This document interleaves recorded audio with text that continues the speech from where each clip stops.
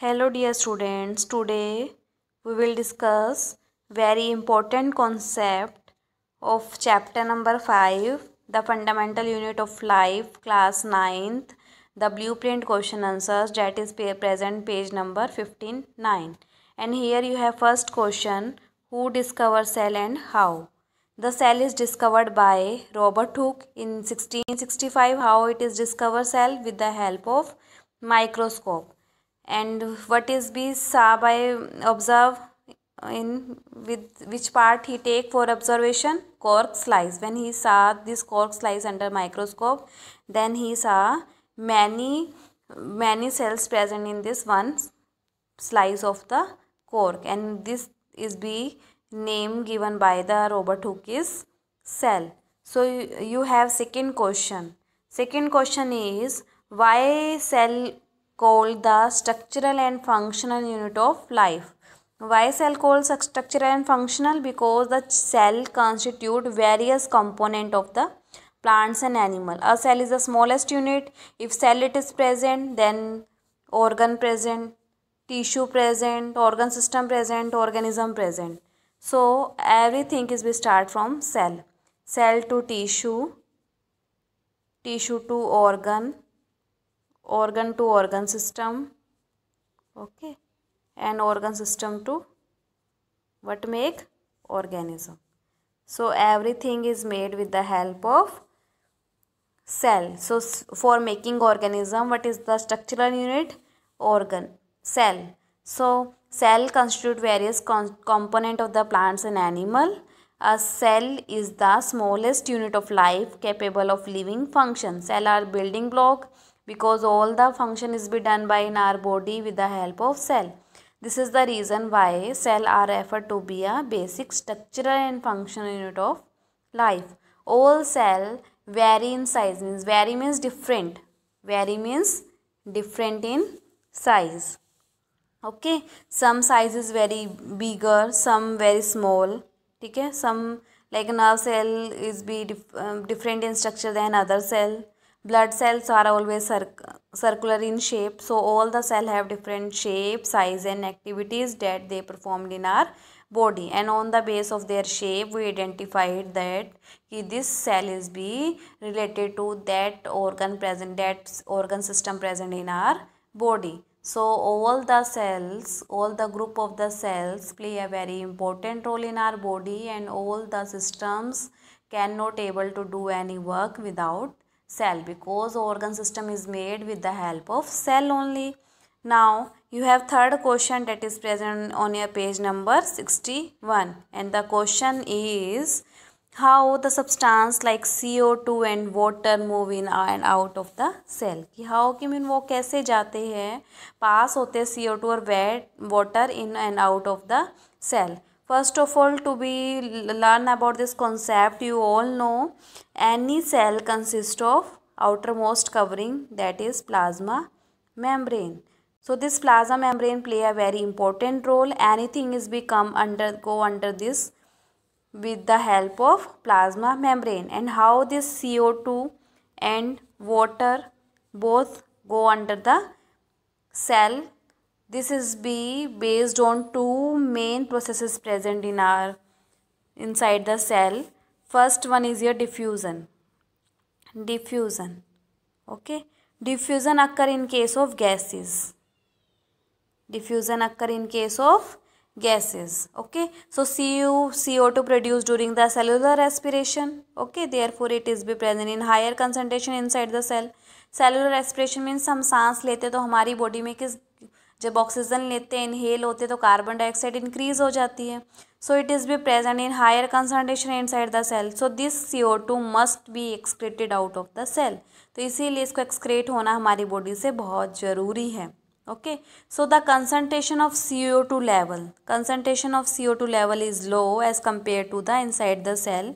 Therefore, according to principle of diffusion, जो CO2 है, CO2 move from the region of higher concentration to lower concentration. तो ये जो CO2 की concentration inside the cell is more, so that's why it is gone from higher concentration to lower concentration, means it go outside the body. So oxygen enter in our body because oxygen is be with the help of diffusion, because the concentration of oxygen inside the cell is be low as compared to our its surroundings. So oxygen is being taken by the cell and the carbon dioxide is exhaled by the cell with the help of diffusion process. So with the help of diffusion process we take gases.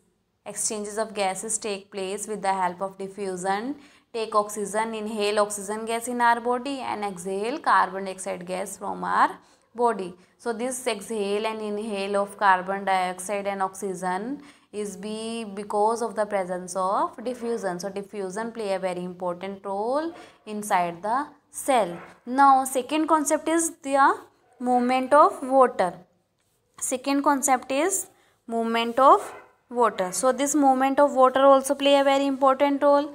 So how this movement of water occur inside the cell? This movement of water also occur inside the cell from higher concentration to lower concentration through a plasma membrane only, because this plasma membrane is the outermost covering. So water also go inside the cell with the help of this plasma membrane. So how this gone inside the plasma membrane? With the help of the movement is known as osmosis. So osmosis play a very important role for exchanges of the water inside and outside the plasma membrane. How this movement of the water across the plasma membrane of the cell is affected by amount of substance dissolved in water. And here you have three type of solution. All of you know about this solution: hypertonic, hypo and isotonic. When the concentration of water is higher in cell, it is known as hypertonic.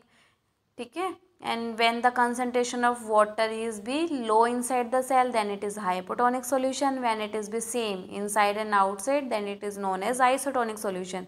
So if the water concentration inside the cell is more in case of hypotonic, what will happen? The cell exhale the water from cell to outer environment. तो water की यहाँ concentration क्या है? Cell के अंदर क्या है? ज़्यादा है हाइपरटोनिक के केस में. तो वाटर कहाँ जाएगा? सेल से आउटर एनवायरनमेंट में जाएगा. ओके. सो कंसनट्रेशन इस केस में क्या हुई? Higher concentration to lower concentration, because the always the movement of water और gas is always in higher concentration to lower concentration.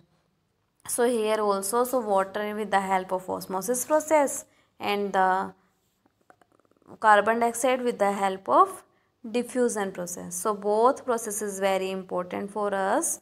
If this diffusion and osmosis present is not present, it is not able to be transmission of substances like CO2 and water inside and outside the cell. So after this you have third question. Third question is why the plasma membrane is called selective permeable membrane. What do you mean by selective permeable? It means the plasma membrane only select the substances which is be necessary for cell. Only entry of those substances for which is be important for cell. All the substances are not able to go inside the cell. This is be decided by the plasma membrane. So plasma membrane play a very important role. The cell membrane is also the other name of plasma membrane, is known as selective permeable membrane because it regulates the movement of substance in and out of the cell.